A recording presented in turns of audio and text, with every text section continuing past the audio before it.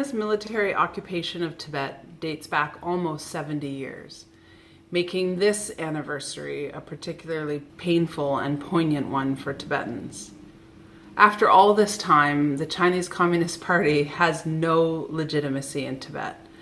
And so they have to make these ridiculous propaganda films like the one you just saw a clip from that show Tibetan monks waving small Chinese flags and supposedly singing their praise of the motherland. But really, this just shows how deeply insecure the Chinese Communist Party is, because they know that after nearly 7 decades of savage rule in Tibet, Tibetan hearts and minds remain free, and the Communist Party's days are surely numbered.